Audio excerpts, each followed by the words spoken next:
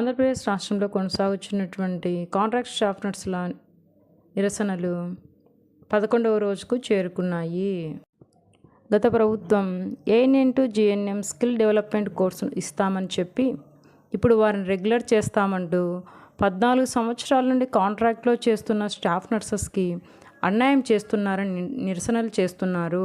ఇప్పటి వరకు అధికారులకు ఎన్నో రిప్రజెంటేషన్ ఇస్తున్నా వారి నుండి స్పందన లేదని, అధికారులు పట్టి పట్టనట్టు వ్యవహరిస్తున్నారని, గత ప్రభుత్వం తప్పు నిర్ణయాలు తీసుకుందంటూనే ఇప్పుడు కూడా కూటమి ప్రభుత్వం మాకు అన్యాయం చేస్తున్నారని, దయ ఉంచి కాంట్రాక్ట్ స్టాఫ్ నర్సెస్ని అందరినీ రెగ్యులర్ చేయాలని కాంట్రాక్ట్ స్టాఫ్ నర్సెస్ విన్నవించుకున్నారు.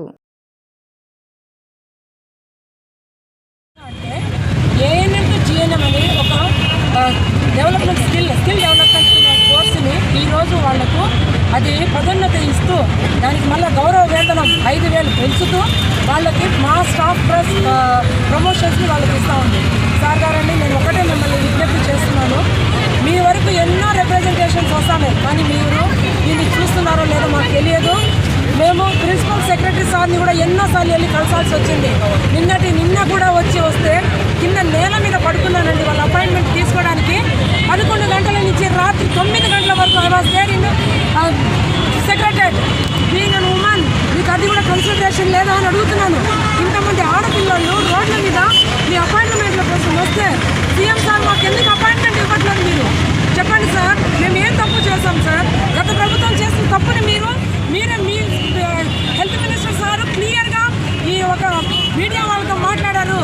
జీఎన్ఎం అంటే పోస్ట్ ఇది కాదు, వాళ్ళు 3.5 సంవత్సరం చదివి ఉండాలా, పిఎస్సి 4.5 సంవత్సరం చదివి ఉండాలి, దే ఆర్ హైలీ క్వాలిఫైడ్, వాళ్ళు ఏఎన్ఎంస్ దీనికి ఎలిజిబుల్ కాదు అని మాట్లాడిన సార్ గారు ఈరోజు మౌనం వహిస్తున్నారు. సార్, ఈ విషయంలో ఏం జరుగుతానో వాళ్ళ నోట్లో మట్టి పట్టదండి, మరి మా నోట్లో స్వీట్లు ఇస్తున్నారా సార్? మా అందరికి ఏం ఇచ్చారు చెప్పండి సార్ గారండి.